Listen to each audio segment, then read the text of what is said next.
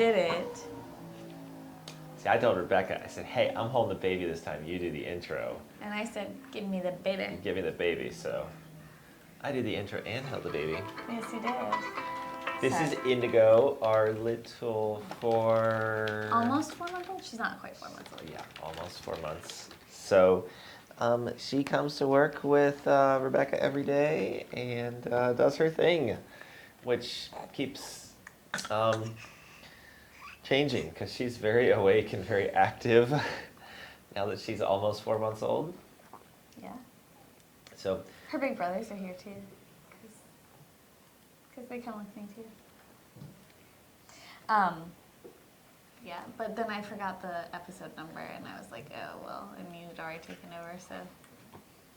I just took over as usual. So we got a lot of fun stuff to talk about today. All kinds of parts and random pieces. This looks like a fun noodle. It looks ghetto. It looks ghetto as heck. Taped on mass air flange and I think ghetto is kind of not prototype. Prototype. This is how some cold air manufacturers start out building their cold airs. Luckily, we're not a cold air manufacturer. So we tested this on the dyno. Joe tested it, and Chuck, and I showed up for one part of the video, and I'm like, oh, okay. I wish I would have given Chris the picture of you watching you on the video, because it was freaking hilarious. Justin was very amused with himself. Orion's asleep, and he's holding him, and he's looking at his phone, and just laughing.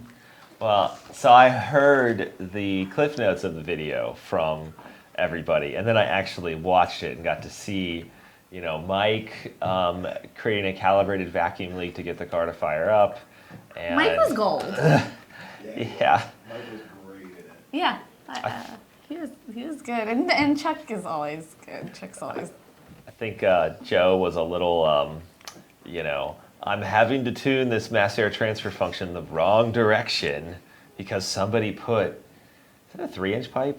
It is a 3-inch pipe. 3-inch pipe on a car, which we haven't done since the V6 Mustang days. It does. It looks just like my Matt Cold Air, actually, except for without the rust.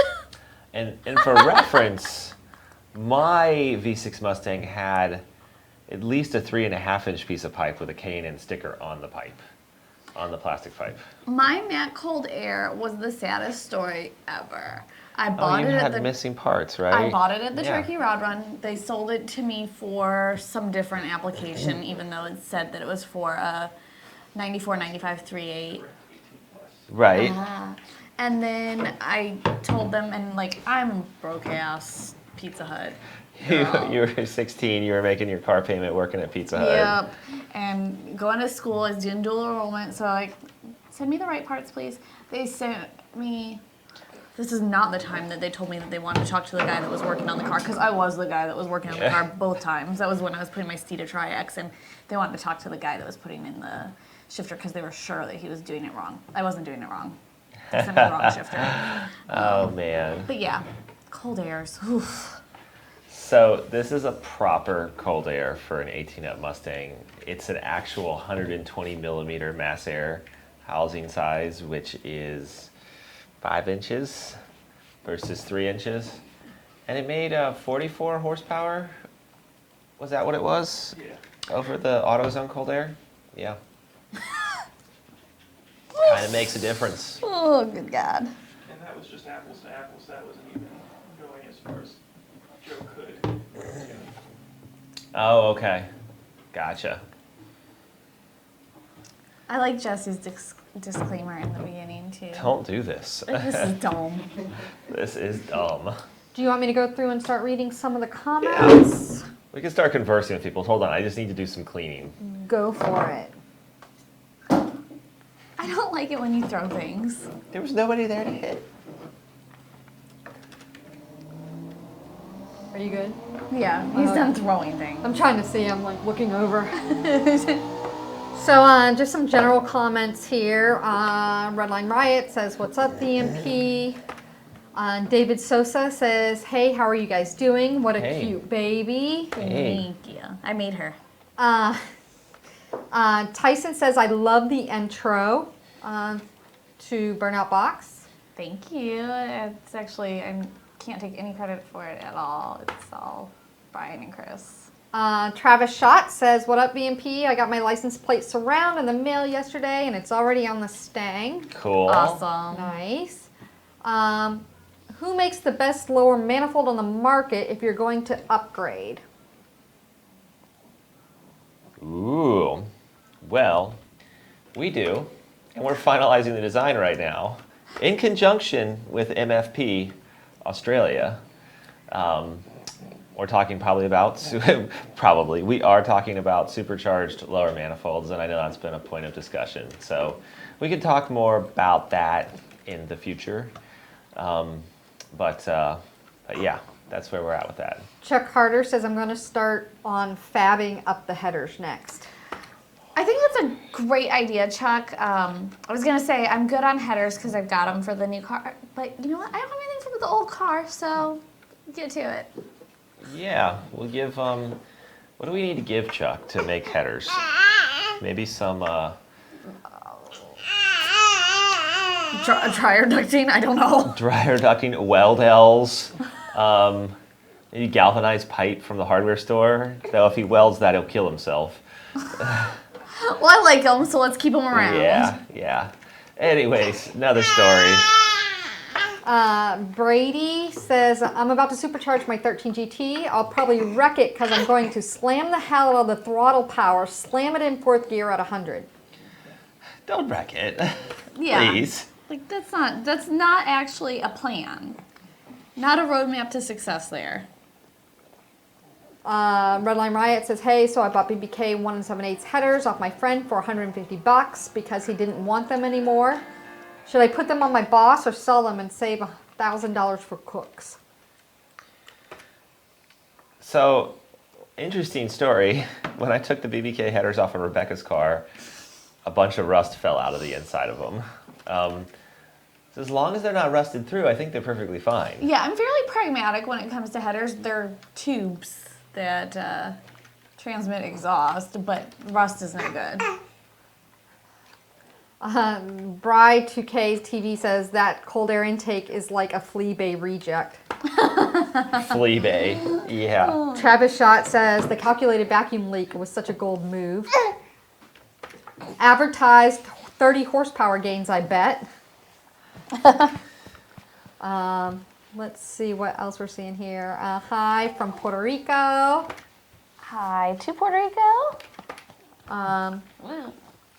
I've spilled drinks before, Indy. We don't need to do that again. Big fan. Darian Nick says, big fan. Both brothers have old Stangs and an 04 Cobra. And Mom has an 07 GT550. So big fan saying That's hi. awesome. You guys That's all really have cool. Stings. Yeah, Travis, yeah, you keep hearing the dyno pull. They're hearing the dyno pull in the I background. know, it's particularly loud today. Elvis King says, good afternoon, VMP crew. Good afternoon.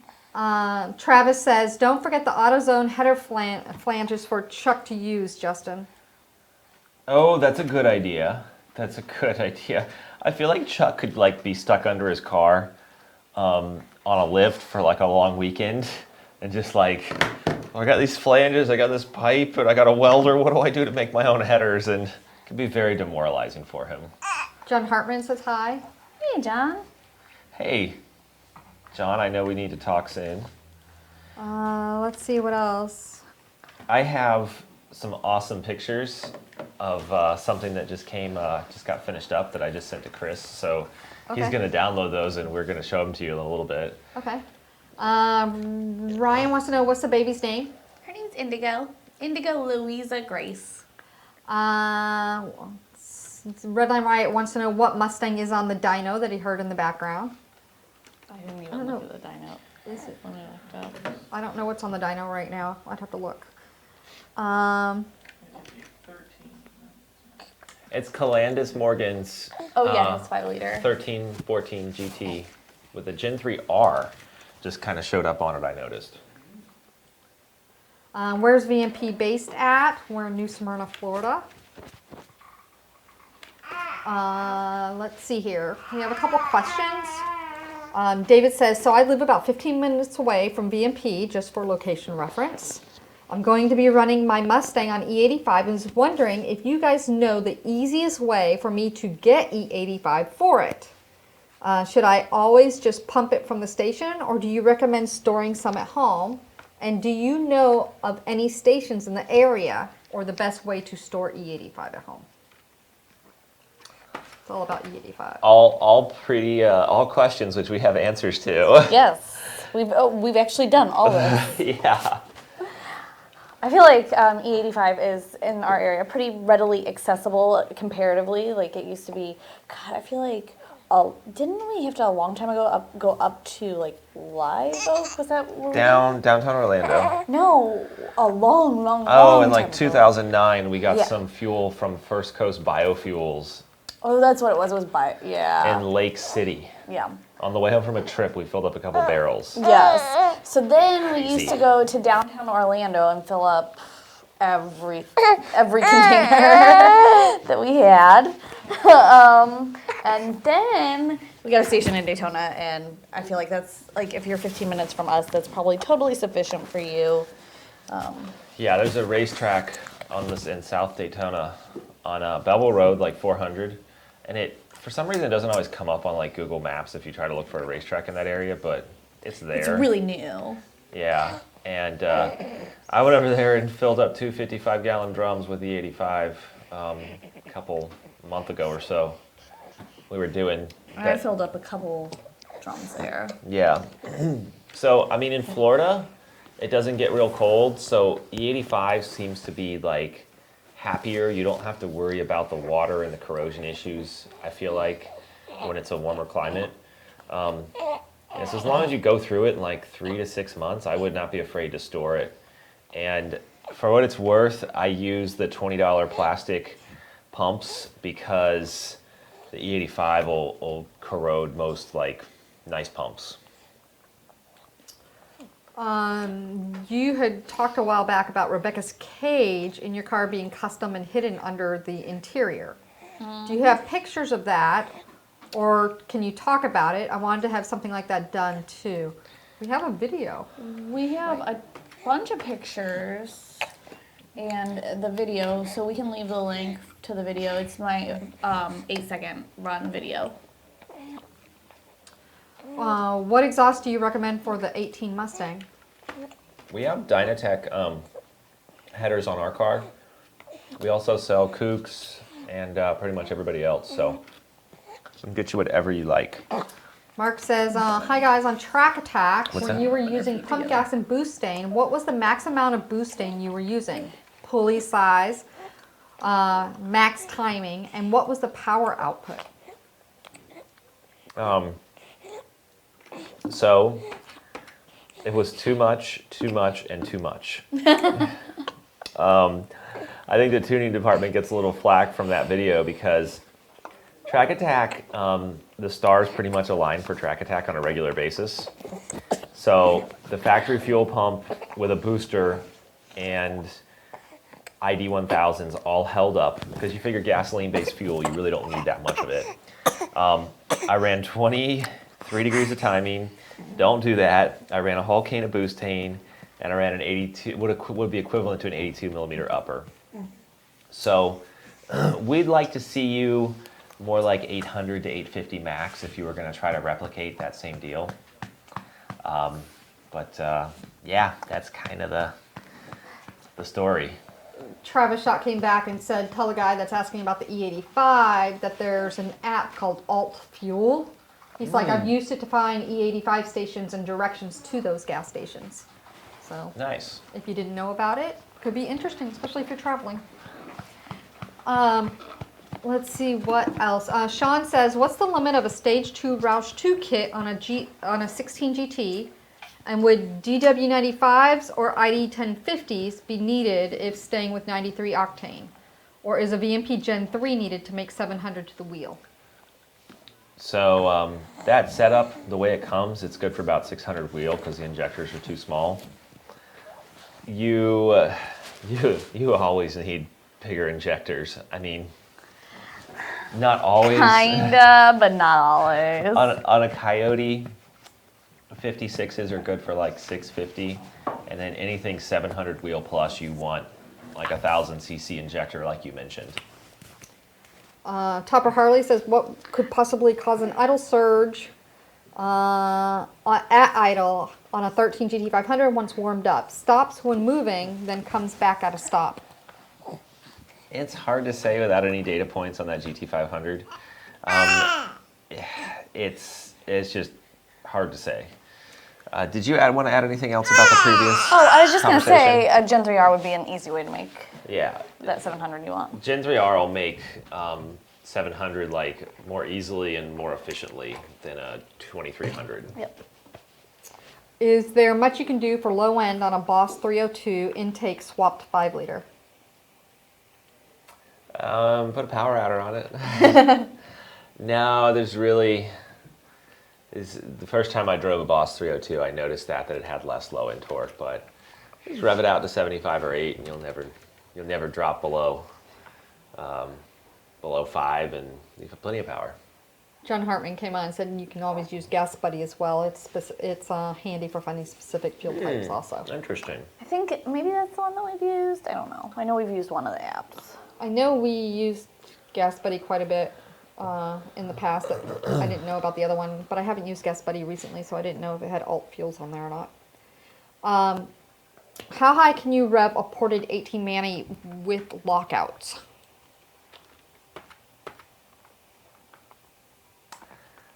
As high as you want. Yeah, there's an interesting post on Facebook right now regarding that. Oh, did something happen? No. Okay. I mean, like, did the manifold explode? The lockouts don't really change anything. All intake manifolds have a point where they stop making power. The 18-up manifold, I think it starts to drop off around 75-ish. I've dynoed it so many times that it's just all a blur of lines now. Cobra Jet manifold tends to have the highest RPM range, but generally something like that, you're going to want to shift between 75 and 8 if you're trying to stay in the power band as much as possible. Mario was on the line, says, when will Rebecca's car be making a pass with the Gen 3R? I think we're in the process of getting it together right now, and I unwrapped the engine last week. Yep. First step. Yeah. D-Man Dimitri says, any VMP car shows soon? I'm going to be at Mustang Week. Come see us there, South Carolina, Myrtle Beach, September 5th through 7th. Any news on the Gen 3R for new F-150s? Get a lot of questions about that, and it's going to launch with the 18-up Mustang kit because it's the same engine. So we are working on a lot of stuff, and these are actually some 3D printed fuel rails that are going to be for our 18-up supercharger kit. They are unique, unlike anything you've probably ever seen before, because our 18-up kit is very, very unique. So yeah, I figured I'd bring a little bit of the stuff that I've been working on lately to the show. You can make a spider with it. Is it worth upgrading a V6, or is it just better to get a GT? Yeah, we can do like a tune and a cold air exhaust to it, but most people that want horsepower are going to go straight to the GT. It's kind of how it works. Well, long story short, Rebecca and I started out with V6 Mustangs Because I couldn't afford anything that we else. raced and modified and stuff. And I wanted a manual trans car. So. Do you guys sell Gen 2 or 2R kits? We do. Let's see what else we have here. I have a question regarding a... So we've been doing a lot of Hellcat, Demon, Red Eye stuff lately at VMP. Stock superchargers can make 900 horsepower with upper and lower pulleys. What engine's in the Charger? It's the same. So they're calling it a Hellcat Charger, right? That's what I figured. I just Yeah. want to make sure that I knew. So it's got, I believe it's the same exact motor. So the 6.2? Yeah. Okay. With the 2 4-liter blower on top. Yep. So we, basically tune cold air pulley injectors to support the higher boost level and everything. And you can do porting, you can do lower pulleys. The limitation is the factory blower can't be spun too fast, or the rotors contact each other and at some point shatter. And fuel system, and then the engine, the bottom end, but that's pretty good. So the next option from there, Magnuson has a 2.65 liter TVS blower that we've been playing around with that supports way more power and is very durable at that power level. And that's kind of the short of it. We can tune that Hellcat Charger for you. There's some nuances, like the ECU has to be unlocked. So you can either buy a new ECU from us, or you can send the ECU into us and we can unlock it. But there's some downtime or some cost there, but just part of the game.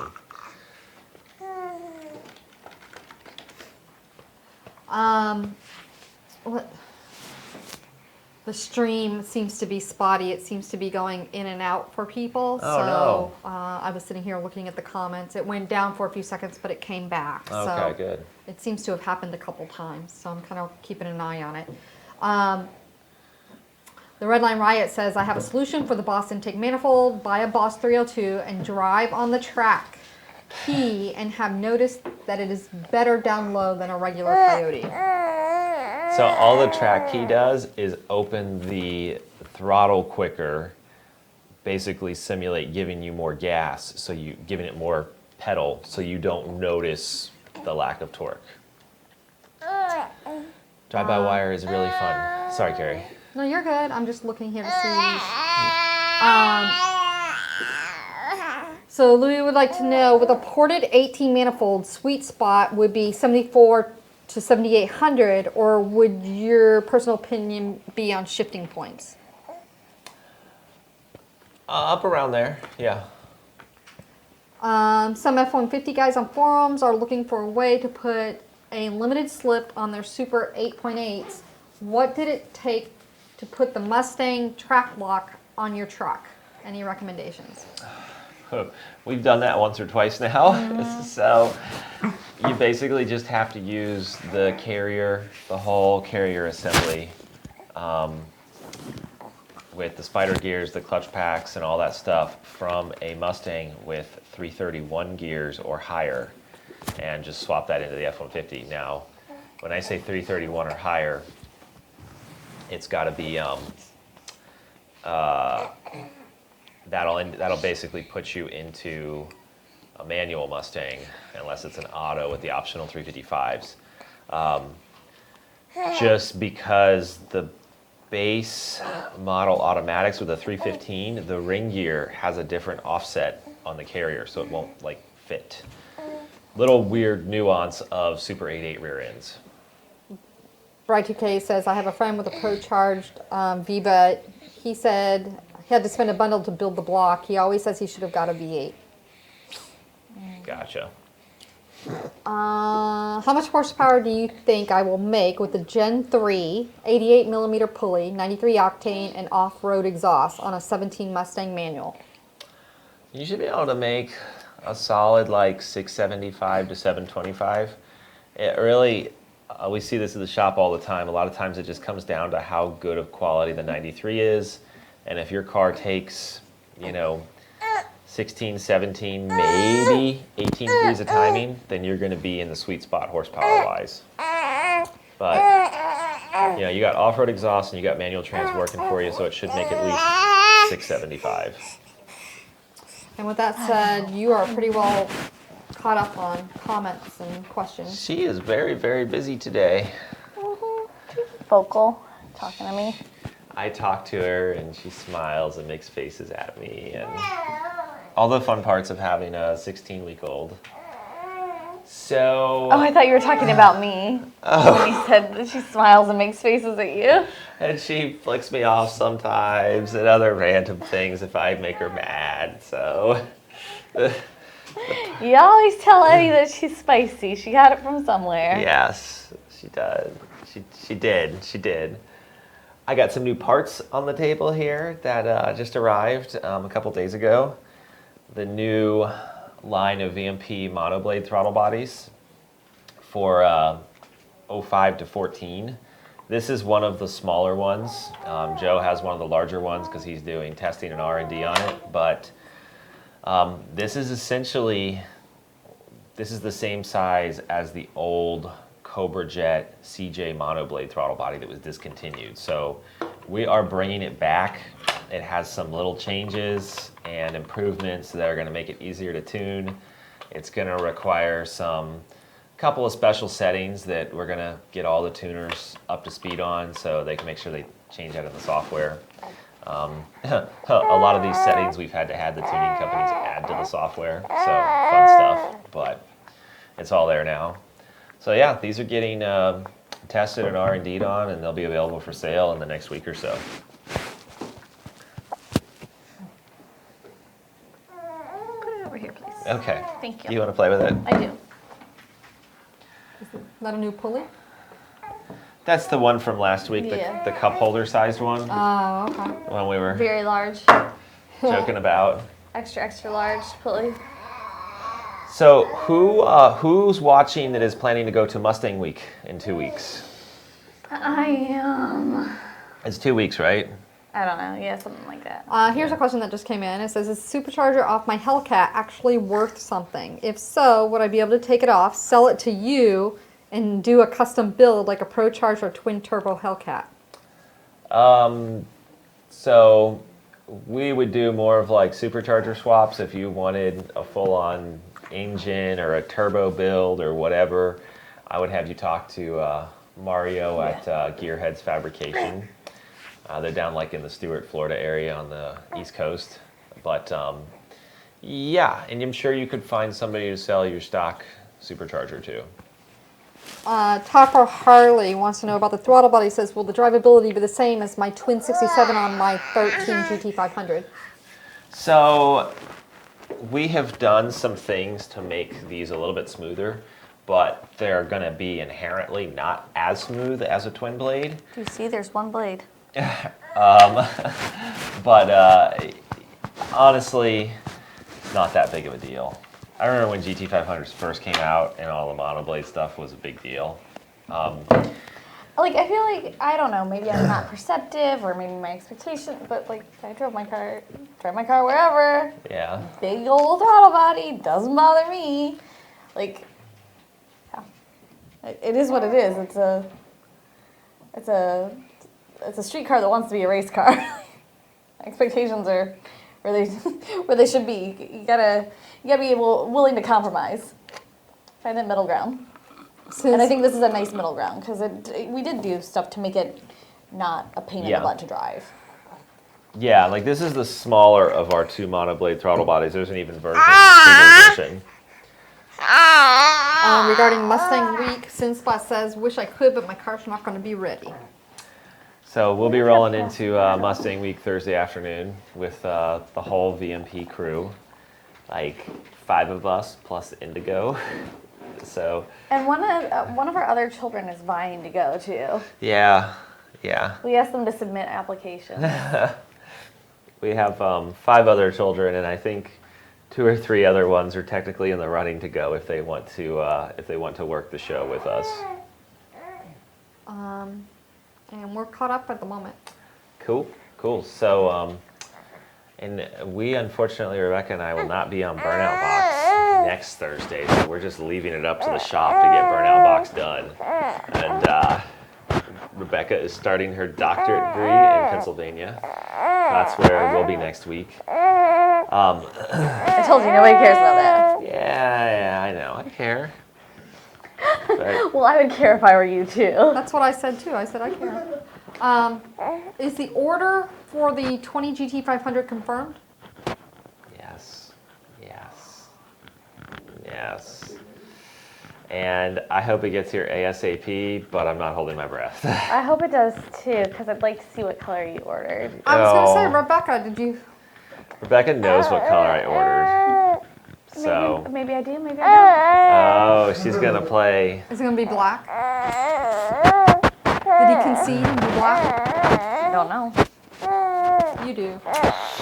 Let's see here. Nobody knows what color it's gonna be. The throttle body cover came back and said, sweet, going to need one and a tune update. Full send is okay by me. More air, more power. Yep. Regarding your doctorate's degree, SynSpot says we care. Good luck. Thank you. Thank you. And Eric Garcia said black. It should be black. We'll see. I wonder. So I feel like whenever a new GT500 comes out, like each year, the powers that be at Ford kind of pick what's the most popular color. In 2007, it was red. Oh, you think that's what happens? Yeah, the deal. Ford tells the dealers what to order.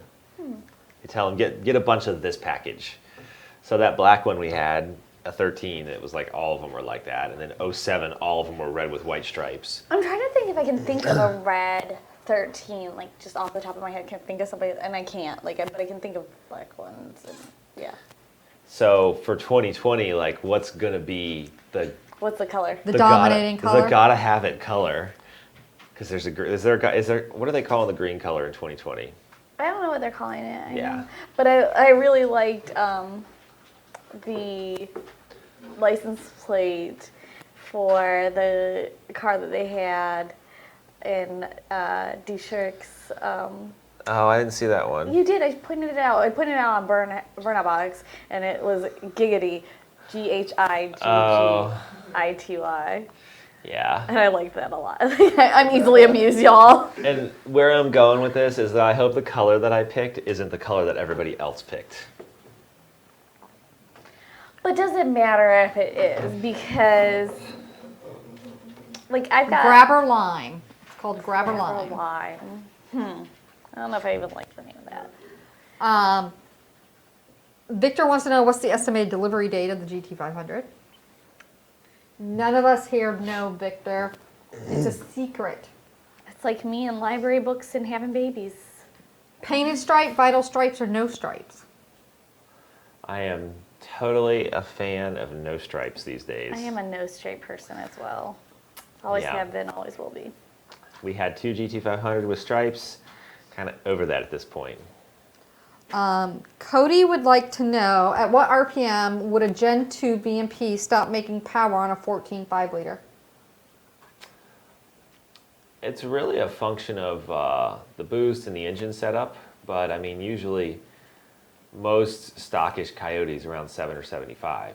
But if you have an engine that's built the right way, I mean, you can keep making power up until it all falls apart.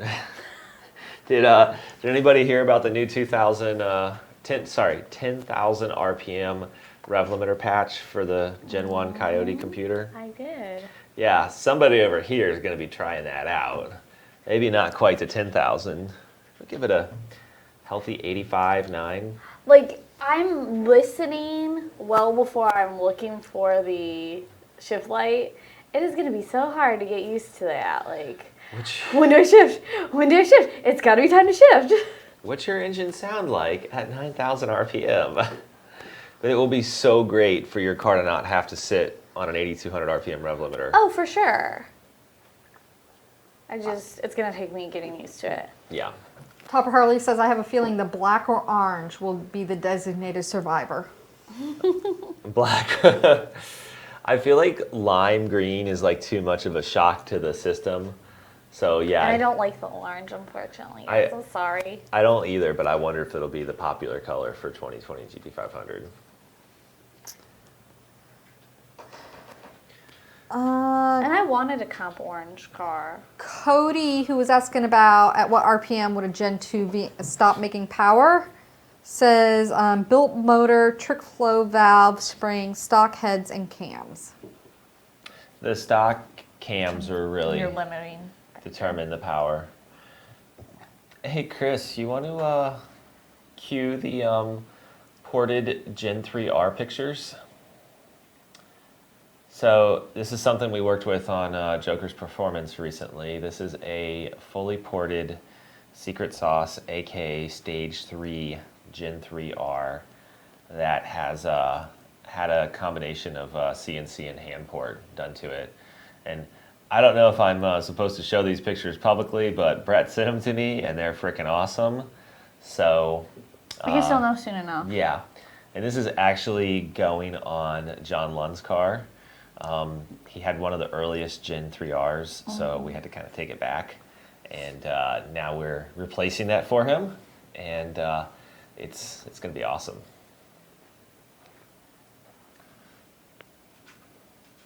So who here thinks that who's watching that thinks they can make enough power with their setup to max that blower out?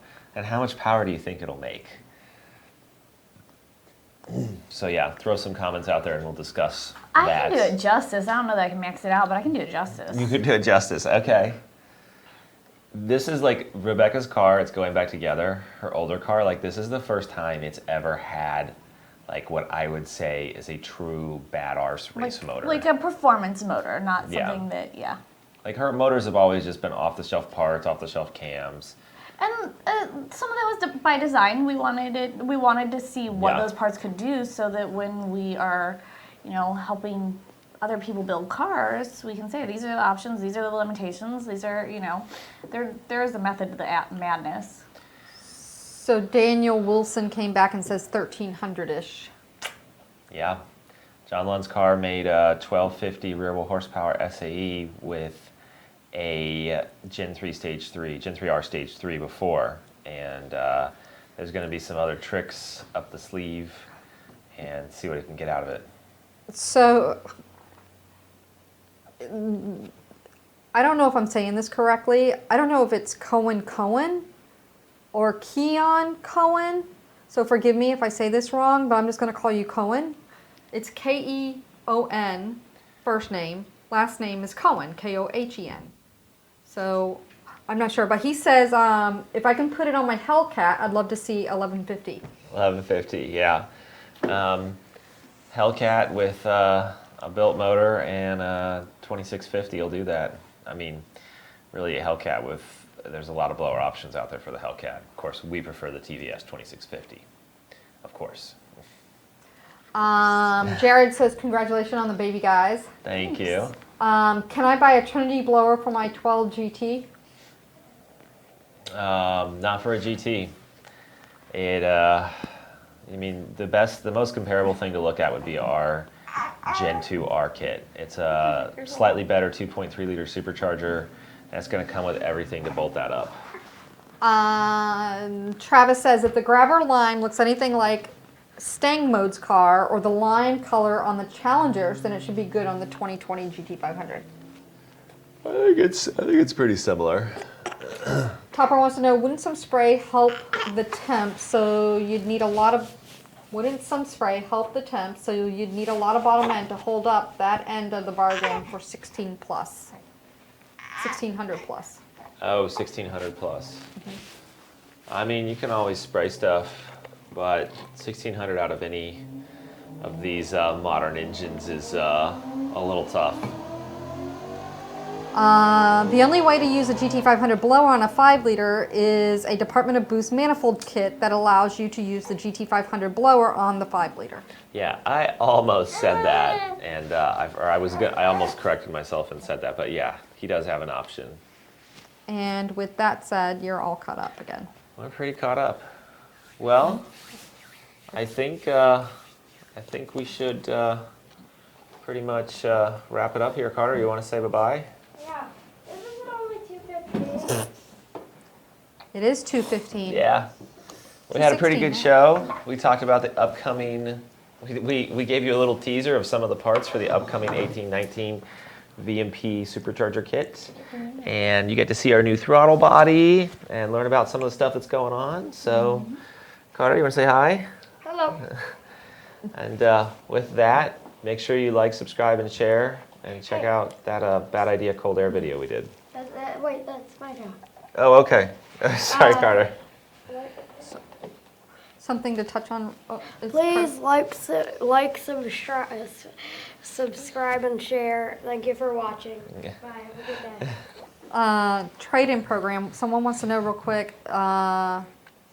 is there an option to trade from the Gen 2R to a Gen 3R? We do take Gen 2Rs as trade-ins. And with that said, I think we're good. We'll see you next time. Bye. Bye. Bye. Thank you. Like, subscribe, and share. Have a good day.